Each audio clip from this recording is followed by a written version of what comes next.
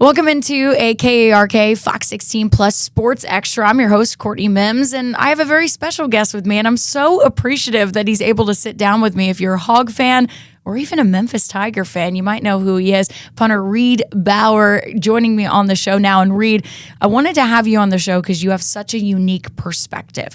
You can tell Hog fans exactly what it's like playing for Sam Pittman, but also for the new head hog in Ryan Silverfield. For everyone who doesn't know, let's start it off. What are you doing now? What's life after football look like for Reid?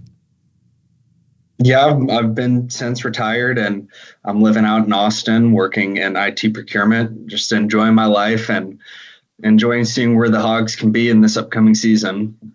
And I know you are a big advocate because you posted on social media. You said this is a great hire for the Hogs. You love that they went with Ryan Silverfield. Let's just start off with that, right? Why is this a good hire for the Hogs in your opinion? And why should Hog fans be excited about having Silverfield on the hill? Yeah, I'll echo that again. I think this hire by Hunter Yurachek was great, going and getting Ryan Silverfield. He's what you're seeing on Twitter, the kind of energy that he's been bringing. I'm sure you've seen the clips out at the basketball games where he's energizing the student section. I mean, that's really who he is. I can't say enough good things about him. He's a coach who talks the talk and walks it as well. He absolutely does. And I want to get into that with you because Hunter Yurachek kind of said when Sam Pittman was fired, he said, hey, we want someone to come in and re-energize this program. We want someone to bring in a really good energy and get the fan base excited, right? It's not just about bringing in good players and building a great coaching staff. It's also about getting the fan base back on board after just such a disappointing season this year. For you, what makes Ryan Silverfield the guy to do that? You've been in the locker room with him. You know exactly what he's like. Tell me and tell me and the fans exactly why he is the guy to re-energize this fan base. Yeah, I'm sure you've seen all of him getting his message out there with All In. And that starts with everybody in the facility, from the coaching staff to the players, to the training staff, to the grad assistants, the student assistants. He really does a great job at building that culture and making everybody have a sense of belonging, whether you're a $10 million guy or you're there for free. I love that. And you know exactly what he's like as a recruiter as well, because while, you weren't being recruited by him out of high school, you were being recruited by him in the transfer portal to come to Memphis. And so you can kind of talk to a little bit about that process. We saw some in-state commits flip to him recently, and that was a big deal for the state of Arkansas. But they all kind of echoed to me. It's the way he talks to them. It's the way he, just the way he is as a person that really made them go, I want to play for this guy. What was his recruiting pitch for you to come to Memphis, especially when you were coming from Arkansas? What did you see in him that made you go, this is the guy I want to play for? Yeah, so I mean, it was really kind of a different experience for me, being a punter and all. You'll hear from the head coach like a message here and there during the recruiting process, and that was a long time ago for me. But I mean, he was so hands-on. You would have thought he was a special teams coach trying to get me there. But yeah, the way he was talking to me, I almost went back and had to check if I entered the portal as a QB the way he was talking to me. What were some of the things he said? What was it? Was it the message of All In that got you? Yeah, it was a message of All In and just what a gritty program that they have there, and the vision that he has for his team. And being a former walk-on at Arkansas and earning my scholarship, I mean, that's what I'm about.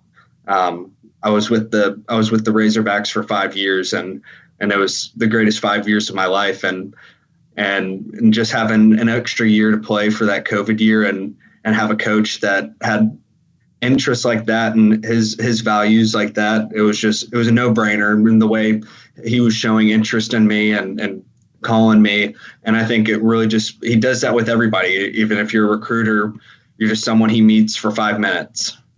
I love that. It's kind of how he did that with the other night, Hunter Yurachek talking about boosters and getting them on board. It said it took him a 5-minute conversation with Coach Silverfield, and you had a booster that went up to Hunter Yurachek and said, I'm committing a 7-figure donation to the Razorbacks now. That kind of feels like who he is. And so I love that you say that.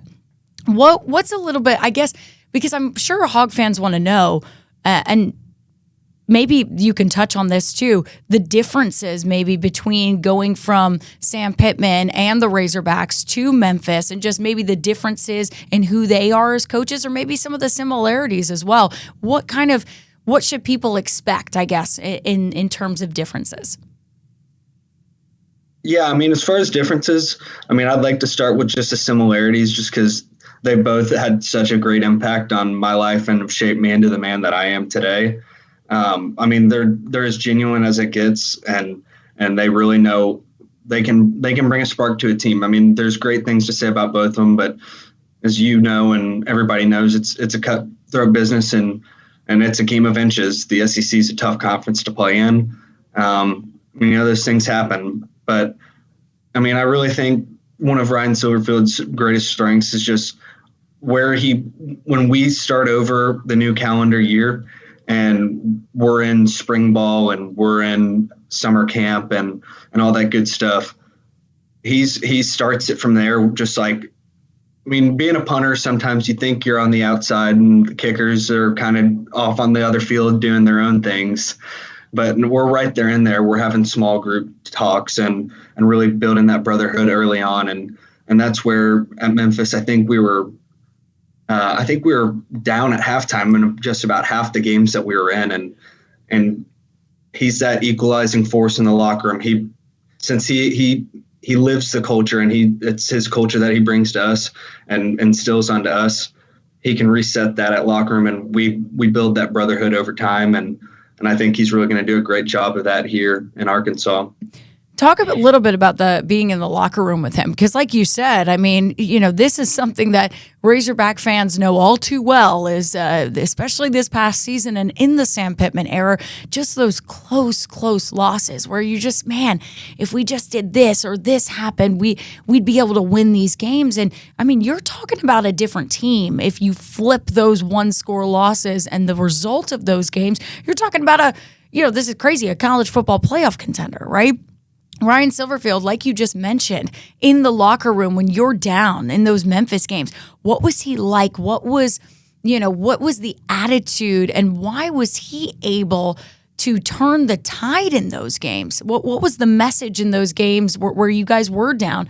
What made him the guy to go out there and change the tide of those games? I really think it's just he's a psychopath.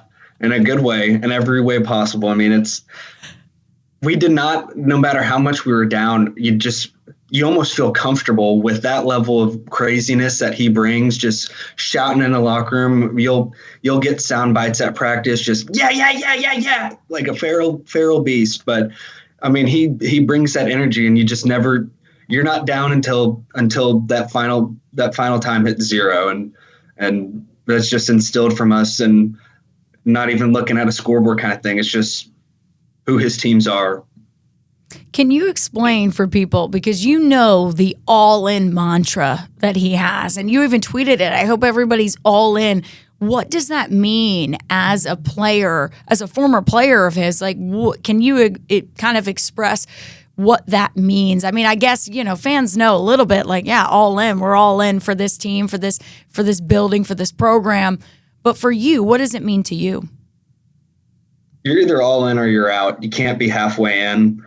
I mean, that's the start of division. That's the start of losing. And I think he brings a lot of it from his NFL experience. He spent time in the NFL for around 8 years, I believe. And just to speak more on I mean, he has a great experience, and then he also has the loyalty. He was at Memphis for a while, and you see the passion that he has, and it's not fake passion. He wants to be here, and I think this is the place for him as well. I like that you mentioned his NFL experience because that's something that fans have even talked to me about where they've said, okay, Courtney, but we hired a guy and he hasn't had any SEC experience. Well, I was listening to some of Silverfield's stuff and he said, okay, I don't have SEC experience, but I have NFL experience. Does that not count for anything? I've also out-recruited SEC teams. I've also won against SEC teams, beaten SEC teams. And so that kind of, you can talk about this a little bit, but it almost feels like from listening to him, he kind of runs it. I know college sports is still college sports, but it's almost like the NFL now. I mean, you're paying players, right? You're paying NIL to players. So it kind of feels like he runs it like an NFL team. Is that kind of how your experience, what's it like in practice? And is it run a little bit like a professional team? Yeah, I mean, that's ultimately the vibe that I got while I was there. And that could have been a mix of I was in my 6th year of college and I had a lot of years to reflect on. But it did feel like a very professional environment. And I mean, he sets that from our 6 a.m. meetings and just the standard that he holds us to. And I mean, it's almost like a fatherly figure. I mean, you're going to get what you give into the program and he's going to hold you to it. And sometimes you might not like it, but the way that he brings himself and carries himself every day, it's for the best. Is there kind of a you talk about that, yeah, gets in your face. I mean, he was doing that with the student section at that Louisville game. I know we've all seen the video. I know what you're saying. He's a good type of psycho. He's kind of like that. This may be I hope this is an okay comparison, but I really feel like he has that muss energy, where I feel like at any point he might just take his shirt off after a win. Is that kind of accurate for him, or is there a better comparison you have for that? No, I actually really like that comparison. I mean, I guess if I was thinking, in another life, he could probably be on the WWE circuit or kind of like a Pat McAfee figure, just getting on the stage. And he does bring that energy, and he brings that when we're down in games in the locker room, getting us back up. He brings it when we're winning, brings it in meetings and doing the mundane. It's just, everything ties back to the all-in with him. I love that. I really do. For you, I want to ask you this as well, because we know he brought some of his Memphis staff with him, right? He's bringing his OC from Memphis and also the strength and conditioning coach. And I feel like you can speak to that as well. That was one of the first people that it was kind of reported that he was bringing along with him. Can you give your opinion on some of the staff members that he's bringing with him from Memphis and how you feel about some of those guys? I know the special teams coordinators from Auburn, but some of those staff members that he's bringing along with him, what do you think? What will they add to this program? Yeah, I have a lot of love for Coach Franklin. He really has one of my favorite offseason programs that I've been a part of. And a lot of punters, it's a misconception. A lot of punters and kickers and long snappers, we do like to get active during the offseason and hit the weights pretty hard. A lot of people think we're off doing our own things, just kicking balls 24/7. But no, that's a big thing for me. I enjoy that part, the process and the grinding. I think that's where you build a lot of the chemistry. A lot of people don't realize that the strength coach is honestly kind of an extension from the head coach. They're instilling the message that they're conveying down through the summer while they have us, and we're in weight training and doing speed work and all that. And it's just a really, really good opportunity for the team to grow and make those connections that are ultimately going to be what determines their success out on the field. Is those moments in the off season where you're next to your brothers and you're in the thick of things, and you might not want to be doing it, but by golly, you'll see the difference. And I think Arkansas fans will see a difference, and they'll really notice the work that they put in this off season. Was there something about the strength and conditioning program? You said it was your favorite. Was there something that sticks out to you that you went, wow, this was different than some of my previous summers in college football? What prepared you, even as a punter, right? I mean, you're saying that, hey, we like to lift too. What prepared you and what helped you, if there was something specific that you had? Yeah, they bring a really competitive energy to the weight room.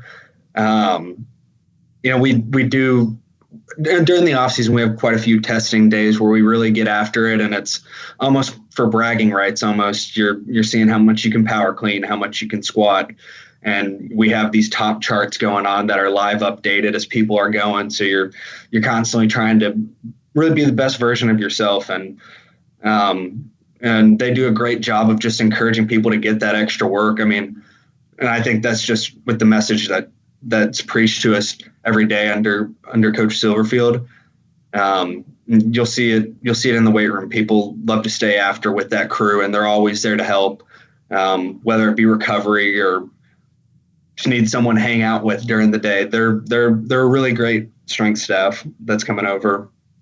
I'm excited to get a chance to meet them because Silverfield's really good about giving access to his assistant coaches and letting us talk to them. So that is something I'm personally excited for. And it was just different than Sam's tenure here because he kind of said, okay, you get to talk to them once and then not during the season, but we'll get a chance to kind of meet these guys and talk to them. So that's something on my list is, hey, getting a chance to talk to Coach Franklin. And I'll bring up what you said. I'll bring it up. I'll ask him a question about that. I love that, Reid. We're winding down here, running out of time a little bit. So a few more questions for you. One of the things that you and I both saw on social media, it was hard to hide it really. You know, Barstool Sports is writing about a protest on campus with people just not okay with the hire. Well, I think he's kind of like he's flipped recruits. He's flipped the fan base a little bit. But for some people maybe who are still on the edge, right? Some people who just still aren't convinced that this is a good hire for Arkansas. What makes you think that he can do this? He's a good fit for the program, and he can win not just in 3 years. We're not talking about a rebuild, right? We're talking about winning now. That's what Arkansas fans want to see. So why can Silverfield be the guy to do that? Right. Yeah. I think it starts with the fans. We have some of the best fans in the country. This program, it's Arkansas. This is the Arkansas Razorbacks are the team of Arkansas. And so that's our competitive advantage when we play opponents. It starts with the fans. Silverfield, and I've mentioned this earlier in this interview, all of it goes back to all in, and it starts from the top down all the way to the very last person in the building. And he's gonna show this energy to the fans, and he's gonna show it when the doors are closed. This is who he is, and I think it's a perfect marriage between the two. I think he definitely fits the mold of people that would be good in this role because he kind of matches what the fan base wants and what the fan base, they saw that in that opening day press conference. And you've just been seeing it grow and grow and grow because people have gone, oh, I think I misjudged this guy a little bit. I think I was too quick to say that this wouldn't be a good fit. And he's saying all the things I want to hear. Has this energy. That's what we want to see. This could work out really, really good for Arkansas. And I know you think that as well. Reid, before I let you go, we've talked about winning now, okay? So I'm going to ask you for a prediction. All right? Do you think, I'm not even going to go, 10 wins or no.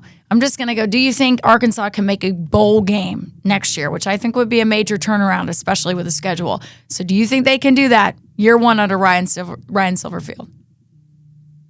Yeah, I mean, if I were a betting man, which since I'm done playing football, I can bet legally.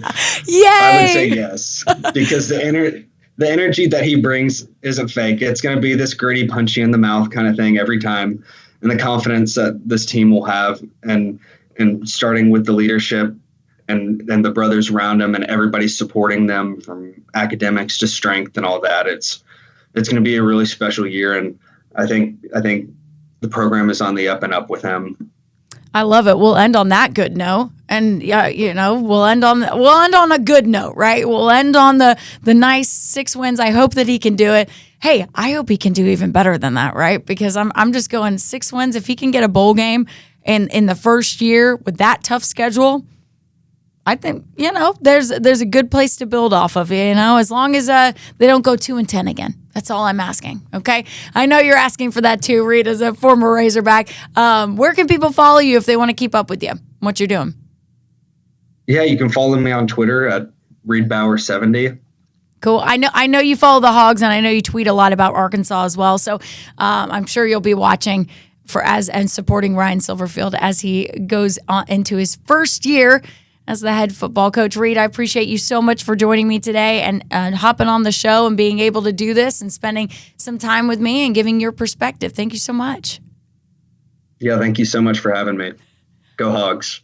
I love it. That's going to do it for this KARK Fox 16 Plus special. We'll see you next week, folks.